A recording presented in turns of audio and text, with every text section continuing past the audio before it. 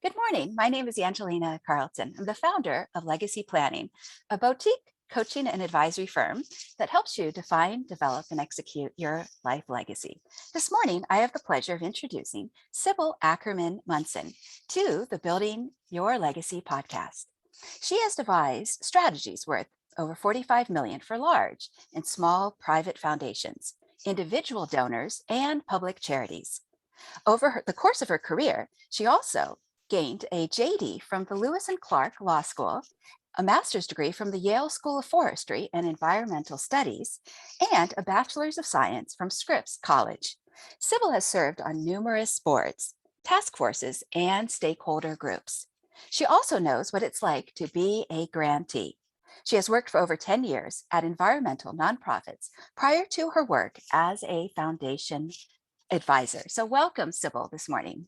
Thanks so much for having me, Angelina. I really appreciate the time and I'm looking forward to our conversation. I've had so much fun listening to your other podcasts and I couldn't wait to be on. That's wonderful. And I hope that this conversation can be a source of inspiration as well as education to both the millennials who are under age 40 that have found themselves with an inheritance, new resources, whether they're in the tech firm or another industry, as well as, let's say, the successors within family businesses that are taking a lead role within their family, and they'd like to know, the blind spots of maybe what they weren't taught in school, or maybe their mentor didn't cover. So I'm also excited about our dialogue today. Yeah, great. And a lot of times people think that, oh, I want to give to charity. I want to support causes that I care about. So I'm just going to write a check and I'm going to give to the nonprofit group that I've heard about. That's wonderful. You should do that. But the reason that I created my business and I'm spending so much time on this is I've seen way too often folks actually waste money and end up causing the nonprofits a lot of extra time and effort. And so you end up doing more harm than good. And so I ended up I'm like obsessed with trying to spread the word about how to give money away well and effectively so that the nonprofit field is fully supported by your good intentions. So I don't want good intentions to go bad. I want them to go good.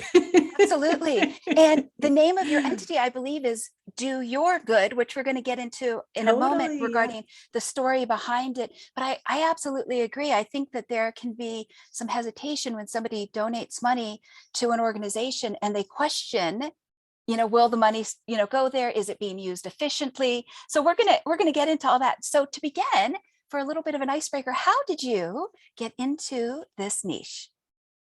Well, gosh, there's so many different avenues and reasons why I did, but let me just talk about just my own personal journey first. The first thing is I never knew that working in philanthropy was a thing in school. Like they didn't talk to you about, oh, if you in your career you do well, how do you give to charity well? How do you give back well? Even if you're in the business world, what do you do? There wasn't like a career path there. Right. But for me, I always actually wanted to work in the nonprofit world. It was the thing that was my calling, my personal calling. So right after college, I decided I wanted to get more advanced degrees first to like learn more about the issue I cared about, which was environmental and natural resources work. So I really delved into that. And then I realized my dream was to work at an environmental nonprofit. So I did that for about 10 years and I raised money and I did that. But then while I was doing that, I started raising money from donors. And one of the donors was super supportive of the work I was doing. And he actually funded the different projects I did for years and years and served as a mentor for me. And then one day he brought me aside and he said, Sybil, I still want to be a trustee of my foundation, but I don't want to do the day-to-day like program officer kind of stuff. So would you come over and run my foundation? And I said, you're kidding me. I would love to. I had no idea what it meant. I said, oh, giving money away? Yeah. And I just want to give a shout out to all those colleges and universities as they're redesigning their curriculum. Maybe they ought to add a component in there. Okay, please continue. Exactly. And I actually created a bunch of online courses because it's the way to go now. in order to help folks be able to learn how to do this work as well, so that it can be more accessible to people too. Because no matter how much money you have to give away, you can make a difference. That's what I really feel. It's not just for the super, super wealthy. Right. It's really important to be able to give back. We could talk about that more later. I love Or that. Jeff I love Bezos' ex-wife. Yeah, well, I'm so glad she decided to do what she's doing, but yes, exactly. Yeah, so I then said, I would love to do this. And I'm like, giving money away would be wonderful. And this particular donor was interested in giving to nonprofits that I had worked at actually before. So it was really fun, and it is fun. However, I really soon realized that, oh my gosh, it's not really that easy. You have to ask the right questions. The first thing is, when I jumped in to working for this foundation, I probably should have asked before I jumped in, okay, who's on your board? Who are the trustees? Oh, is it your sister? Do you get along with your sister?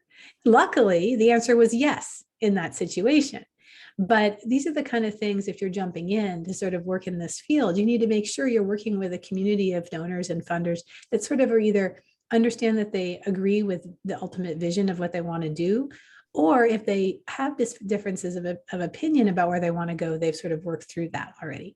But I was lucky. I jumped in, I went into with a family that was great. And then I started with the School of Hard Knocks because I didn't have any nice classes I could take. I made my own mistakes along the way and honestly wasted some of my clients' money through my recommendations. But the way he said it to me, he's like, you go out there, I want you to just figure it out. He was very kind, and he still is one of my clients. So fast forward to today, I started having more and more folks interested in having me work for them. And so I ended up creating my own business. And I created my own business right around when I actually got divorced, and at the same time wanted to get empowered with my own finances on the personal side. And so I decided to create my own business. My mentor, first client, and first organization where I actually worked as a foundation person, they allowed me to switch and have them become a client in my business.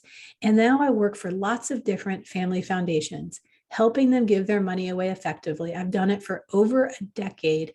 And I really want to share with folks what works, what doesn't work, because that's the thing, that's the key. And I started the thing called my business is called Do Your Good, because the most important thing is first for you to be really clear on what's interesting to you. And there's a do good charity connected to whatever it is that you're passionate about and that you care about. And so that's what I really focus on. That's wonderful. And I think that when an individual aligns their values to a charitable cause, whether that's a foundation, a nonprofit, they're much more excited when they wake up in the morning to give to that. It brings their life meaning and so forth. And I also really appreciate what you had to share about the School of Hard Knocks, that originally when you entered the field, you didn't know what you didn't know. You just kept going and you learned. And I just think that is priceless. And that's coming from your own life experiences. So I just want to add, I also think that in addition to being a positive role model, I think you'd also be a great mentor, given your life experiences of, bumping into that, oh, don't do that. And then figuring out, okay, I should do this and this works. And a happy board is always better to work with or more fun to work with than a board that might be fighting, or there's politics or something underneath the waters that somebody might not know. And then they walk into a room and they don't even realize what they could be walking into. Yeah, I love that you're saying all that. So I have two parts of my business. One is one-on-one client work, where I am working with families and individuals, supporting them to give money away effectively.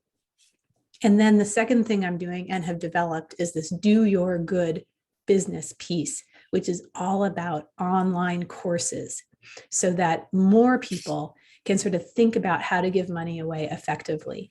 And I also actually created a special mini course series for nonprofits, because I get pitched by over 200, I process over 200 proposals. I get pitched by easily that many folks every year. And so I know what it takes to give a good pitch. Which is important. Yeah, right? Because you want to be, it's not a bad thing having a good pitch. It's a good thing, because the donors want to give money away. They want to give money away to good charities, and they want to be connected to those folks. And so you want to be able to say something and do something in a way that connects yourself to the donor really well. So that's all what I'm all about. Yay. So you must love waking up in the morning then. I mean, we'll move I to the next do. question in a moment, but it must bring your heart tremendous fulfillment and satisfaction because you yourself are doing good. So you are walking the walk. Oh my gosh. I mean, here's the thing. I'm really humble and I feel like there's always more to learn. And I try so hard to walk the walk. And I also am very aware of my, things that I haven't done well enough. And I'm always trying also not to stand in my own way, right? And keep going. Right. But every single day now, it's such a wonderful place to be because I talk to these amazing charities every single day who are doing good work, and I'm connecting them with amazing donors who also all they want to do is good in the world. And they're like, how do I do it? And how do I not mess up? And it is so inspiring, even during times of such stress. There are the most amazing people out there in the world that are trying to help others.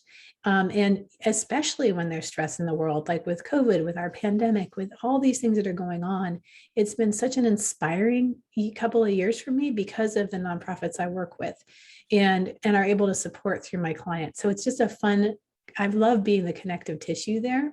Yeah, the And Velcro I of the want more universe. people. Yeah, totally. And I want more people to be able to do it. I want this to happen. I want, if you have wealth and you're feeling like you have a little to give to the world, definitely do it. Do it. And don't let getting overwhelmed stop you. And that's the thing is I have seen that happen with folks, is that they've felt like they've had a little to give, but then they start looking into the issues and they feel so big and so hard that they don't really know what to do. And so that's another thing that I try to do in my courses is help there. Of course, I'm sure you're going to ask me like, what are some steps and stuff? And I'm happy to talk about those in a minute, but this is really fun to talk generally first. Yeah, and I would think that some of the emotions that come up initially could be overwhelm. Like this is too big for me. This is, where do I start? Can I even make a difference? I mean, let's cover the emotions. I mean, it's off the script, but what are some of those? Because there's so many people out there right now. I think that, when not only is the face of wealth changing, but also I think it's like 2/3 of today's affluent are self-made. And I can only imagine if they're stepping into shoes for the first time, what are some of those emotions that come up? So many, so many. Let's talk about sort of the top two that I see that can stand in the way and then ways people can get around those. But the first of the two is you care about, you think that you should care about the big heady issues of the day. You don't really know a ton about them, but you think you should care about those, that if you have money to give away, that's where you should go. And so then you start saying, okay, well, let's say it's climate change or the pandemic, or there was a big wildfire nearby and we need to deal with that. Any issue, you name it, houselessness. So you start saying that's what I should be giving my money to. And then you start looking at it and you go, oh my gosh, this issue is huge. How am I ever going to make a difference? And then you go back into a cocoon. You say, you don't do anything. You don't do anything. And I've seen that happen. Yeah. Yeah, It's the first thing. It's the first thing. And I understand it. It can feel overwhelming, right? Yeah. I just want to also add that I think when someone's up to something big, that's a natural occurrence that happens. Please continue. And I want to commend everybody. Like, this is great. If you're like, yeah, I want to do the big heady thing, definitely go for it. But I have strategies to help you do the big heady thing, but at the same time, still stay grounded and like sort of who you are and what you care about so that you can make a difference, but not get so overwhelmed that it gets too much. And you feel like, because any issue, no matter how much money you have, it can start feeling really big. Like, how can we make a difference? So that's the first thing, is just getting overwhelmed too fast. And then the second thing that I see that can stop people sort of in their tracks is just a understandable feeling of a feeling of scarcity. So in their daily life, they're trying to save for a lot of things. There's a lot of priorities in life. And how do you carve out money for charity? And how do you make sure that it's a daily part of your life? And it sort of links into number one, where you're like, okay, I've got to carve it out. I've got to make it a priority. But then I sort of start doing this, and then I'm like not saving for my kids' college, or I'm not saving for, you name it, whatever key thing it is, it's your priority in life. And instead I'm giving to this charity, is how you start thinking about it. And then you start thinking about the issue and it starts getting really overwhelming. And it's sort of this spiral. And that's where I want to help people get out of that spiral and have it all be value add to your ultimate goal, whatever that is, your ultimate savings goal. This is value add to that, value add to your legacy. So you talk about, Angelina, your legacy. So let's talk about that. And then it becomes part of your life in a positive way, rather than an obligation that you feel society is imposing on you. So and I think what you're pointing to, I'm sorry to interrupt, is that no, that's great. I love that you interrupt, because one of my friends told me I'm an interrupter too, because I get so excited about stuff. It's awesome. I think one of the things you're pointing to is like the being able to work through all of those fears that can tangle up a person, but at the same time naming it and recognizing that, if what comes up is resentment, like, well, why do I have to give? Then you don't necessarily want to give from that place. Yeah. And there's a lot of unspoken feelings that come up that I think as a society, we don't always work through, especially those with means. And we'll get to privilege in a moment. But this idea of, well, just because I have it now, there's this idea that someone else is owed it. And then that resentment can bubble up. And then that person's going to, the brick walls are going to come up and they're just going to freeze. So brilliant. Yeah.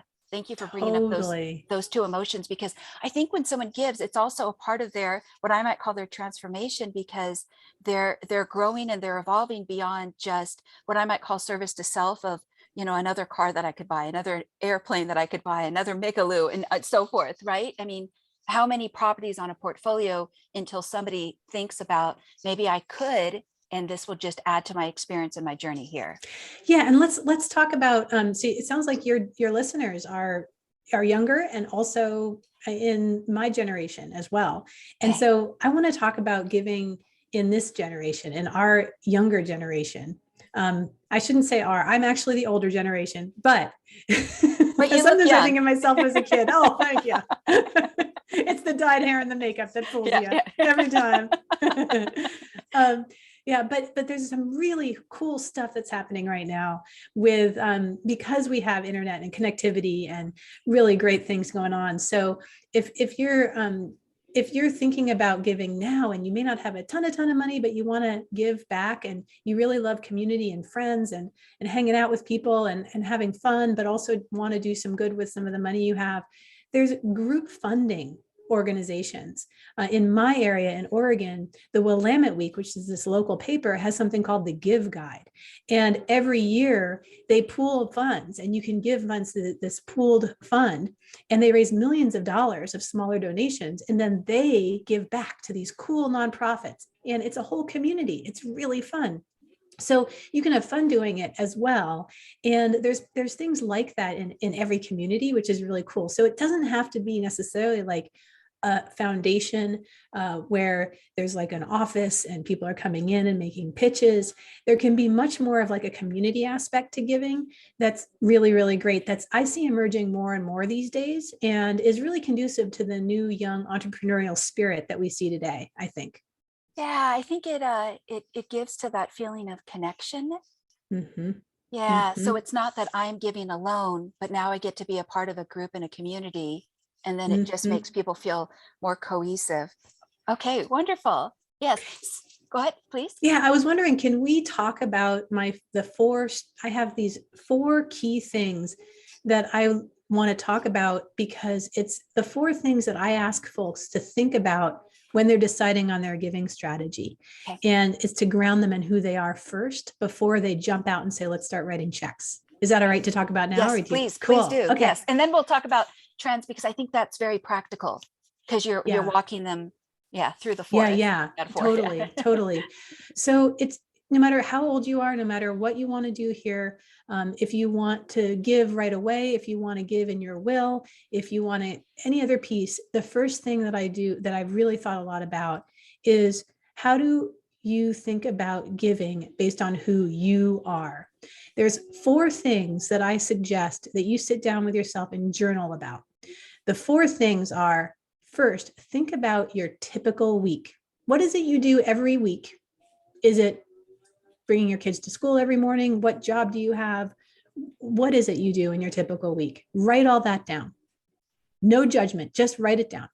Then the next thing you do, second thing, hobbies. Write down your hobbies. What are your hobbies? What do you do for fun? Okay, write that down. Then the third thing, write down the activities that make you happy. It could be your hobbies. You can write, it could be duplicate. You can write that again, but you also might realize, oh wait, an activity that makes me happy is once a year, I go visit my parents, or maybe you visit your parents more than that. Or maybe it's a special camping spot or anything, you name it. But what's a special thing that sort of really gives you rejuvenation, that it's extra special to you? Okay, so write that down. It might be 3 or 4 things, write those down. Then the fourth thing is also super important. And that is, what's the thing that keeps you up at night? What's the thing that stresses you out? What are the problems you need to solve in your life? What are the hurdles you're trying to overcome? Write all of those down. Okay. What I find when I did this exercise on myself, and when I wrote down all of those different things, I found a through line, a couple of through lines of things that I was interested in. So for me, it was my family, and climate change is a thing that kept me up at night. And so I decided to give my donations to youth groups working on climate change issues. But I did that based on looking at what I do every day, looking at my hobbies. And honestly, some of the things that I wrote down, I'm not going to give donations to, but I'm glad I wrote them down, because it's also just as important to decide what you're not giving to as what you're going to give to. Right. Right. And the reason that I focus us in so much on these 4 things is not only is it grounding your giving strategy in who you are by looking at those through lines, it also means that it's very likely you're going to have friends, colleagues, co-workers, community members, people you already know who are also engaged in the thing you're giving to. And then that means you're not as alone in your giving strategy. You can talk to people, you can bounce ideas off of them. And so it's not, alliances can come up. Exactly. You can even create communities. You can have like a potluck where once a month, all the friends that you know who also care about whatever it is you're giving to come and talk about the issues and think about how can we do more, or what do we want to do. It's a really fun way to do it. And I think not enough people ground themselves in who they are first, because they sort of feel judgy about it. They're like, well, why is it what I'm doing day to day? Is that heady enough? Is that important enough? And I'm here to tell you, yes, no matter what you do, there's a do good thing connected to what you're doing. And it's just a great connector that way. Yeah. And I just want to add to what you're sharing is that I think that with that self-knowledge, it just creates a partnership with their identity and their actions. Because one of the things I have found when I started this coaching practice back in 2014, if somebody is affluent, they can open up the Robb Report and so many other magazines, and there's conversations about products and services, but where is the conversation, like what you're talking about, everything you need to know from A to Z, or the 4 steps when you start to give? It's like those conversations that are a little bit deeper. I just didn't find them there unless somebody searches them out. Please, I know. And I find a lot of consultants and other folks, what they're going to do is they're like, well, let me tell you how it is. I am so smart. Me, Mr. or Mrs. or they consultant, that kind of thing. And I should tell you the wherewithal because I have my fancy degrees and I know this and that. And you may be wealthy because you have gone to college or whatever, but you also might be wealthy because you are super, super smart and didn't have those academic degrees, and you know something about the world. You are successful because you know something about the world. And so you can give back based on your personal knowledge about that kind of work. So more power to you to make a difference that way. And and I just want to add this, and then I want you to go on. I think that's really powerful that you're sharing that, because if somebody feels intimidated, they won't ask the questions and they'll stop learning and they'll clam up. And also I know, for instance, with women who are now investing large sums of money, if they come across an advisor that makes them feel 2 inches tall, it's just so alienating. So thank you for bringing that up. Thank you for, okay, please continue. Yeah. The whole, like, let me tell you how it is. I've been there before. Yeah. Let me tell you, young woman. I know. Yeah. The ways of the world. Anyway, we can go there another time. That's another podcast conversation. But yeah, so one thing is your conversations with your clients is about designing your legacy also. And I was thinking a lot about that because there's giving in your lifetime, and then there's giving for your legacy after you're gone.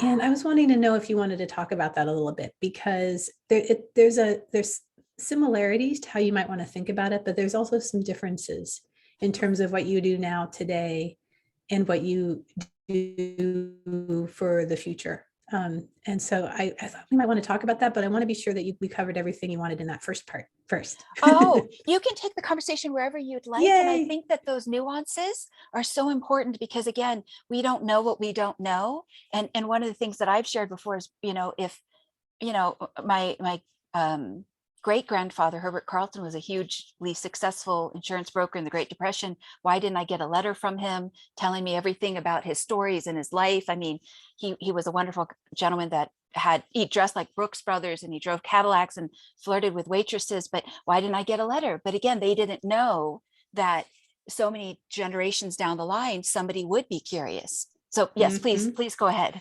I love that. And in my trainings and my conversations, I recommend that every year you write a letter to yourself as well, that you can share with your family about why have you given. This is on the giving side. Why have you given to who and what you've given to that year? And Okay. then what do you, and then you put the envelope away, and then you pick it up next year and you read it. Mhm. And then you write another letter to yourself and to your Okay. family. Why have I given? What do I do? And these letters can be also used after you're gone, to really help define in the future where, if you do have an inheritance, where you might want to focus it and how it might want to go, you might want to move forward. So that's another thing that I find really helpful in life. But the thing that I wanted to talk about a little bit with legacy giving and some of the similarities and differences of what you're giving now to legacy compared to legacy giving is, the first thing is, let's talk about mindset about legacy giving.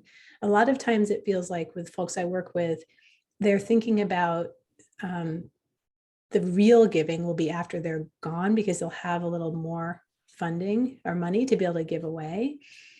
And it's very much thought in a compartment about it. It's thought about like in a compartment, a separate silo. So you're like, okay, there's a certain amount of money that's going to go to my kids, certain amount of money that's going to go to other things. And then there's a certain amount of money that'll go to charity.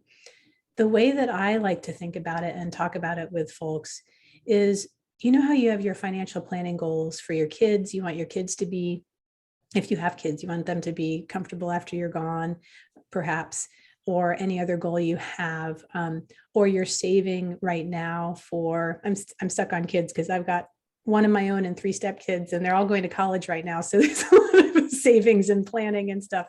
But anyway, you're trying to save for college for your kids, that kind of thing. I feel like in the giving side, you should think about it like that. You should say, okay, I want my kids to be healthy and happy after I'm gone. So I want to give them a little nugget of financial security after I'm gone. But I also want them to be in a community where their kids will be able to go to safe schools, will be able to go to schools that have a wonderful education and opportunity, where their kids or they will have clean drinking water. And how does that happen? It happens from the nonprofits and the charities that are doing that work. And so it can be interrelated with any long-term plan, but it's not like it's a separate silo of, okay, here's the things that I should do because I want to do good. Instead, it's all about your future, the future of your family, your loved ones, your colleagues, and the next generation. So I just feel like it's a very subtle shift in thinking, but it's a really important one. And then the other thing is, that's sort of a similarity. That's like right now you want to do stuff like that, and then afterwards you sort of plan it in, plan it in as a financial plan that's not seen as a side thing, but it's sort of part and parcel of, okay, if I want to save for college for my kids, you're gonna want them to be in a world where they're educated and happy and following their passions, but they're only able to do that if they have roads to drive and they have clean drinking water and they have opportunities. And so that's the first thing of sort of a similarity. And then we'll talk about some differences in giving strategies between when you're alive and when for your legacy. What I like about that so much is that you're asking them to think through not just their microcosm, but their macrocosm. The things that Totally. they think that they might not be affected by, but absolutely. Yes. And, I always say these things, and I know that the things I say are sort of obvious in the end when you say them out loud, but it's really interesting how the reason I feel like I have to say them, and the reason I'm spending all this time sort of talking to folks, is they're not said enough, I don't think. And actually, when we're in our own minds, it doesn't go there. So I'm really, really happy to have the opportunity to talk about them. Okay, so let's talk about the differences between giving now and giving for your legacy after you're gone. The difference is, while you're alive, if you give to smaller startup, interesting nonprofits, that's cool. Smaller startup, interesting nonprofits that are truly, really trying to move the dial on issues. They're taking risks. They're doing really hard work. They probably need startup dollars. They may or may not be around in 30 to 50 years or 100 years. But they are super cool, super crafty, super important. And their ideas might end up getting adopted by some of the larger, more institutional organizations that you think will be around a lot longer. So what I always try to encourage with my clients is, yes, of course, it's almost like a portfolio if you're saving for for your retirement, and you're like, let's do mutual funds and let's do also some stocks and do a percentage of each. It's the same with your giving strategy. When you're younger and you're giving, give to those risky groups, give to the groups that are being innovative. They may not be around in 10 years, but their ideas might get adopted. And then also get to know those longer, more institutional groups. Those are the groups that you might want to put in your will that are, as long as they're ones that are adopting some of these new interesting ideas, but they'll be around for that long period of time once you're able to give. And so that's the thing that I think is a really wonderful storyline to talk about, is to sort of think through those pieces. And it does mean that you think a little bit differently about your giving strategy early versus later. And it's a little bit, I guess, similar to investment strategies, right? Where if you have a longer time horizon, you're doing a little riskier stuff. And then as you get older, you do a little less risky stuff. So you could think of it in line with that too. Yeah, that's brilliant. And I especially love the fact that as a woman, you're bringing voice to these choices and decisions, and the encouragement to think long term, as well as what I might call holistic. Oh, thank you for saying that. I mean, it's really, I guess I just feel a calling to talk about this work. I feel like for so many years, I have had the privilege of being in rooms with trustees and wealthy individuals making hard decisions about giving to wonderful causes.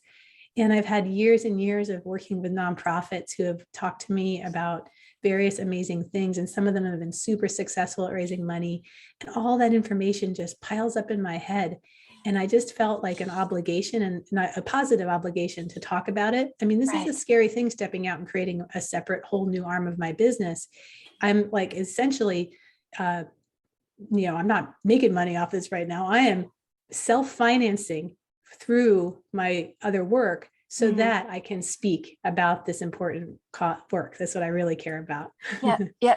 And you're putting your face out there to the public. Yeah. Thank you for saying that. That's also a little bit like, oof, and listening to my own voice in my podcast every week. Had to get used to that. I'm sure you did too. Yeah. So kudos to you. And so let's role play for a moment. Let's say I'm a donor. Mm-hmm. How much say do I get to have if I give? Or does it depend on who is behind the charity or the nonprofit or the foundation? What have you found in the past, and what do you think is possible today?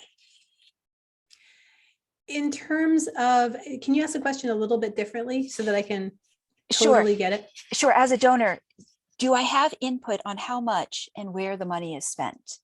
Oh, yes. Well, if it's, okay, I see what you're saying, because I was thinking about it from the donor perspective. If they have a certain amount to give away, they have complete control about what kind of checks they want to give and how much. So that's the first thing. But I love the question, because I think what you're asking is, how much control, once they give the check to that nonprofit, how much control do they have over where the dollars go? Okay, so let's talk about that, because this is a whole nother piece of what I teach. Not only do I teach how do you figure out what you want to give, but once you decide that, how do you do it effectively? So there's two different actual philosophies around how to give. One is, you give something called a general support grant or just a general donation, either one. And then you really don't tell the nonprofit what to do. You research the nonprofit, you like them, and you give them money. And then you walk away. Well, you don't walk away. You probably volunteer, you do other things, but you never tell them what to do with the money. You've decided that that's how you want to do it. That's how you want to do it. You love the nonprofit. You'll fund them year after year. And that's We'll it. delegate and not micromanage. Yeah. And I call those kind of donors sustainer donors.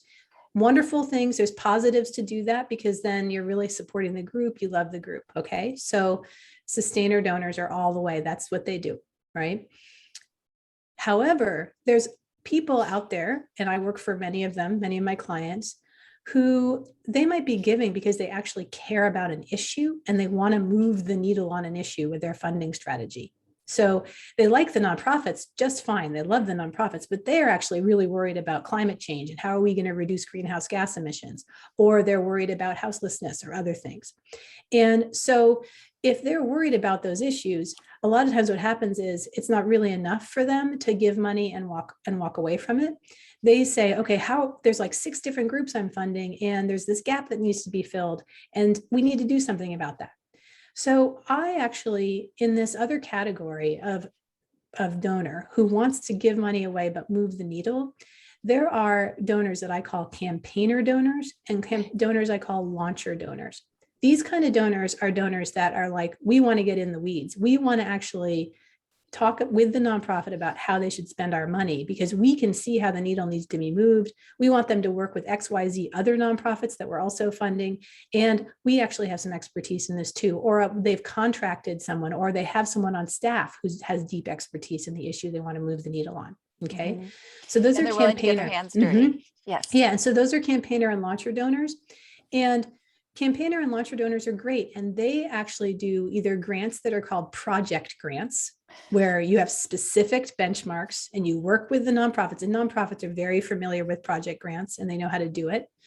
Or if they're not doing grants, where they're not doing like real grant making where the foundation, but they want to do a donation, they can do a donation and they can say, I'm doing a donation to this project, and they can say what it is and they can work with them. The thing that I want, and with launcher donors, not only do they care about the issue, but they really want to fund the gap that needs to be filled in the issue. And so they'll go in, they might even help start a whole new group from scratch or something like that. So they really get in there in the weeds and they like try to help.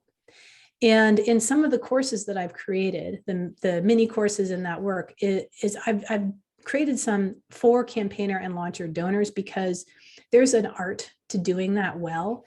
If you come in and you work with a nonprofit too heavy-handed and you don't actually know the issue well enough, you could end up mucking things up a little bit. Yeah, I was going to say they could probably step on some toes. And I also wondered, in the art of being a good donor, I can imagine ego can sometimes come into it if there's a nonprofit and there's a board and they've been doing this X number of years, but here comes the donor and they're going to write the check. It could be a very, Oh yeah.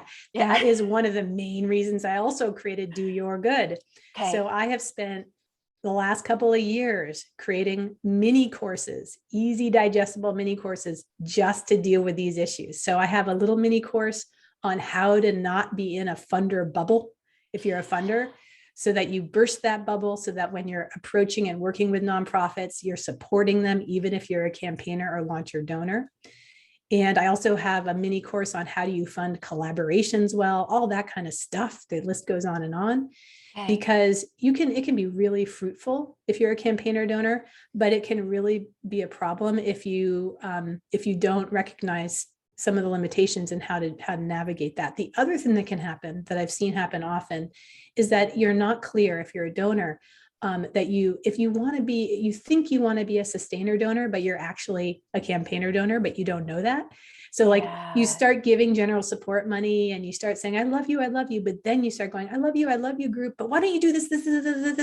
And that's really challenging for the nonprofit too.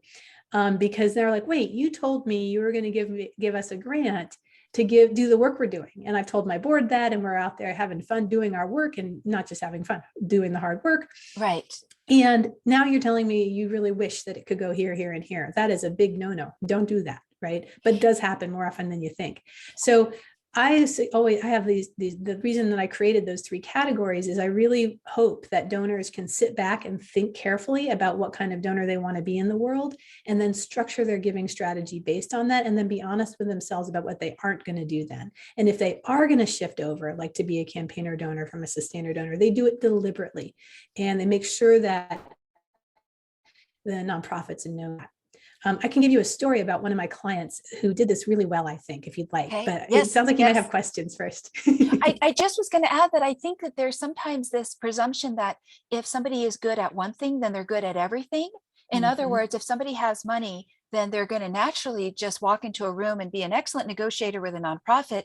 But what I like is that you are equipping them with new awarenesses and skills so that they can succeed and Yes. not allow a roadblock of sorts due to a miscommunication to then stop their giving. Because Yes. if it can 'Cause that's flower and grow, then mhm, everybody the is biggest, happy. yeah, the biggest thing that happens if you're a campaigner donor is you can get grumpy really fast and then stop giving.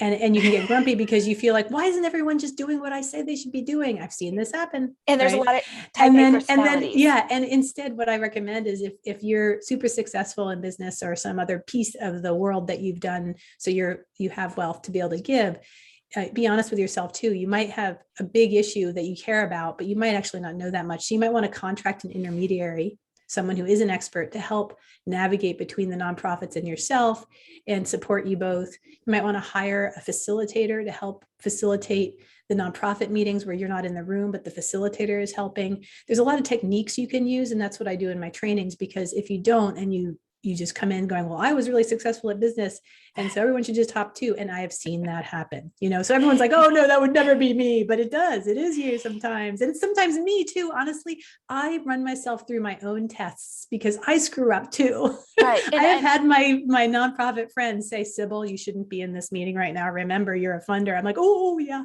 Yeah. And, Got a little too excited there. I'm going to make that joke about, well, don't you know who I am? Right. Yeah. Yeah. Yeah. Totally. Okay. So Yeah. success story. Yeah. Well, one of my clients I feel has done this really, really well. They were mainly sustainer donors. They would fund groups that they love year after year. And the family said to themselves, well, we still really love these groups. We don't want to leave them. But we also feel like we're intrigued with the idea of campaigning because we're really worried about, and this family was worried about climate change. And so they're worried because they feel like we need to reduce greenhouse gas emissions, and the groups are doing amazing work. They didn't want to stop funding them, but they did also want to move the needle.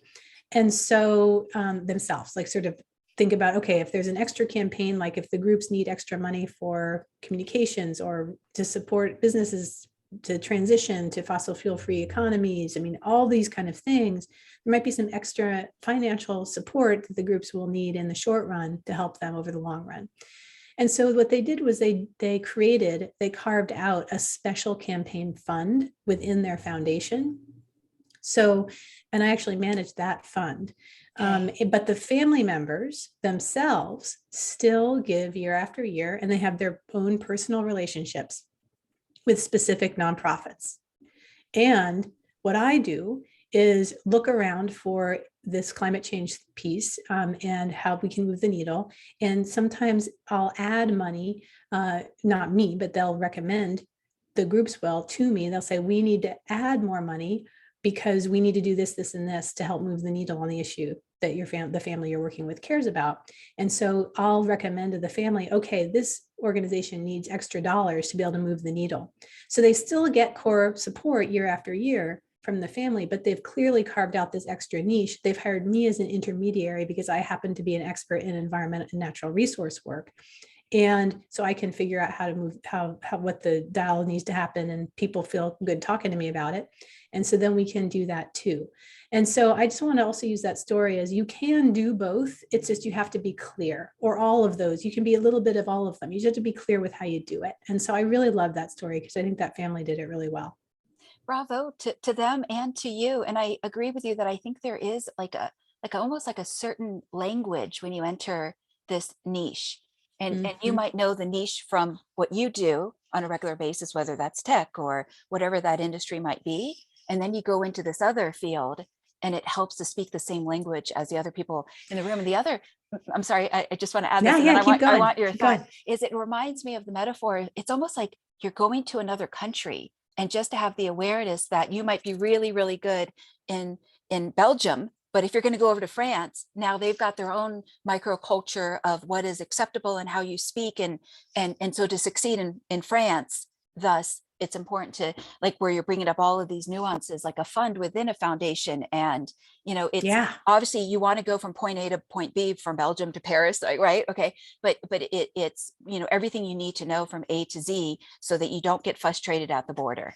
And the other thing, to circle back to the beginning of our conversation, this is another reason why it's so important before you do a comprehensive giving strategy to link it into who you are. Because if you don't, then that possibility that you're going to get really frustrated will happen quicker. Because if you go into a space where you really have no idea what's going on, and you don't have any colleagues or friends where who naturally know what's going on, then, and all you have is, like, because you were successful in a different field, you're going to fail, and you're going to be frustrated. And especially if you're a campaigner funder, you're gonna be like, why is no one listening to me? But if you've taken the time to withhold judgment and just really think about who you are first, base your giving strategy in who you are, then there's going to be like 50% of the work is going to be familiar to you already. And then you'll also be able to navigate, like, ooh, doing the wrong stuff here. I'm in a little bit too much of a funder bubble. I have to, like, make sure I step out of that a little bit and get the right scoop. But you'll know enough so that you'll know if you're overstepping your bounds. So that's why it's circling back to that core thing where it's so important that you're honest with yourself about what it is you truly care about first. Absolutely. And then that individual can move from win to win to win, and then the momentum will be at their back. Yes. Yeah. And if you're an active, successful entrepreneur, thinking about giving through your company first as well is really a great idea. Because if your company and you're doing corporate giving and you're developing that strategy, then personally, you're going to start learning more about that too. And maybe you can have that as a parallel thing. Sometimes personal giving is so different from what your corporation, your business is giving to. And there's probably reasons for that, definitely. But it also, I would ask the question, it would be really cool if you could somehow find a bridge between those two, because then you can definitely, even as you transition, if your business away from your business towards retirement, you'll be able to keep a lot of that knowledge there. I had a wonderful podcast interview with a person named Jim Kelly, who has a great story about that, where his business ended up getting sold. And during the business, he developed a corporate giving strategy, and now he has a foundation and he's giving in those same areas. So it's just sort of neat. It's nice because he was able to now dig even more deeply into things he cares about to do good in the world. Very nice. Very nice. And I think all these distinctions are valuable because, again, if somebody can bring meaning to their life, then it gets to be more than just the money. It's Totally. like it becomes all interconnected, and then fun, and then they feel more connected to humanity and their core values. And the more that that's aligned, again, then it's like the wind is at their back. So I would, speaking of values, would love to ask you about the core values that you get to honor, as well as what you would like your legacy to be. Oh my goodness. I love that question. My core values are really about thinking positive, feeling like and believing that people's first interest is good. And nobody is approaching problems from a place of evil. Almost nobody is. So to approach people that way is key. And my legacy, what I want my legacy to be is, I've thought about this a little bit in two ways. One is, from a personal perspective, for me, the environment and natural resources is really key. And what I would love is somebody to walk through the woods or a wild area or drink clean drinking water and be at peace and be happy. And I know that I had a part to play in helping that clean water happen, in helping that wild area or that habitat or that wonderful walking place be So to me, my legacy is the work that I do today personally helps the future be a better place to live. And that's what I try to do every day. That's incredibly beautiful. So it's values around, I'm almost hearing like stewardship, preservation, Yeah. respect for And nature. no one knows, I don't care if they know my name. What I care about is that they are walking through a park and it's beautiful. And I had a small part to play in creating that park. Or they're drinking clean drinking water. And I had a small part to play in helping that happen. So that's what I feel that's where I'll be satisfied. And that's what I've been trying to do in my personal and professional life all the time. It's another reason why it's a little hard for me to step out like this. Because it's hard to talk about yourself, or I because it feels know I'm not vulnerable, really or about, right. It's not, my legacy is not about Sybil Ackerman-Munson and do your good. It's more about, yeah. I have to step out like this so that I can really help, do the things I think I should be doing in the world. And it's also so inspiring. There was that game that some of us played growing up called Show and Tell, and Yeah, it's so powerful when we can see somebody embrace they're doing it, and they're showing it in walking the talk. I think totally. that has like a more of a ripple effect in just being like magnetic in the impact that it can have in other people. Totally. I love that. I love that so much. It's great. But it is kind of a little bit scary in asking somebody, what would you like your legacy to be? Because you have to feel safe enough to say it. Like I've mentioned Mhm. before, we don't necessarily have these conversations at the grocery store. You pick up a tomato. Hey, what would you like your legacy to be? It's people feel very guarded because it's so close to their heart and to their soul. And I, Yep. and I also love it when women answer that question, because it's not just that women are demure, supportive, and helpful, but women can also, like you said, move the needle forward, move, the football down the field, when they've got their own thoughts and ideas and many courses and their own money, as more women come into money these days also. Exactly. Exactly. I love that. Yep. Totally true. Totally true. This has been so much fun. Good, good. And I know that we have to wrap up in a couple of minutes. So one of the questions I'd like to ask is, what's the best way that somebody could find you? But also, if you might explain the relationship between the three parties of, let's say, a nonprofit, a charity, a foundation, the donor, and then somebody like yourself that serves as a facilitator. Sure. Yeah. Well, you can find me at www.doyourgood.com. So that's my website.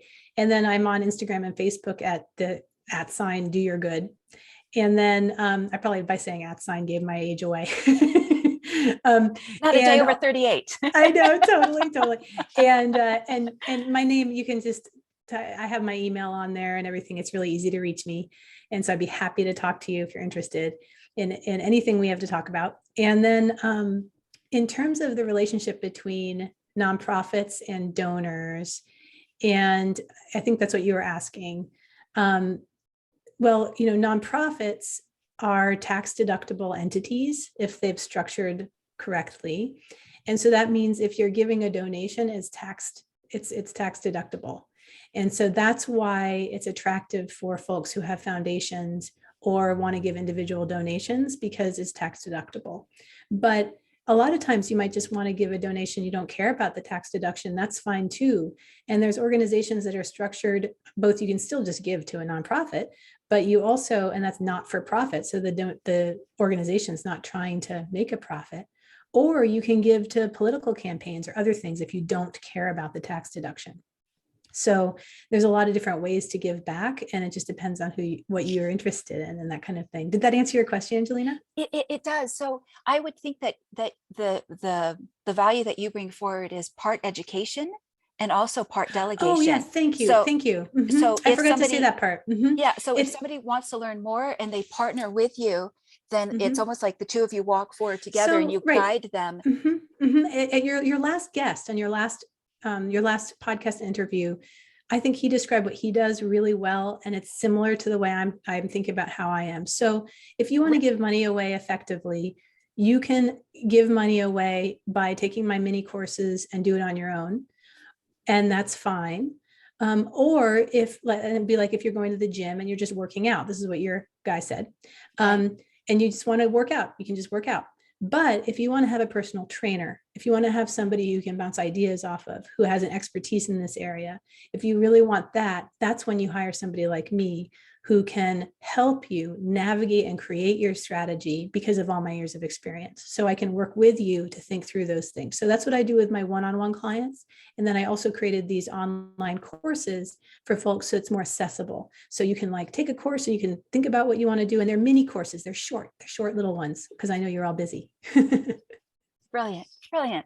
Well, kudos for your efforts in bringing this knowledge to the marketplace, because I realize today it's not just millennials that are thirsty for education and knowledge. I think it's people across the board. And I don't think it's just the school system. I think people these days are waking up and they want to do more, because whether the governments do it or they don't do it, I think people are taking more of their own personal agency, for those that are motivated to do so, to make an impact, because they know, like, when you've spoken before, not just on in our conversation, but on other podcasts, about when somebody is granted privilege, that in that realization that with great wealth comes great responsibility, then being able to move forward with the gifts and the skills and the talents that they have, and also reaching out to your website to, whether they want to tackle that on them, with a type A personality, so they can know it all before they walk into the boardroom, or if they just simply delegate to you because they're already working 60 hours a week. Exactly. Yeah. You got it. You hit the nail on the head. Very So good. great.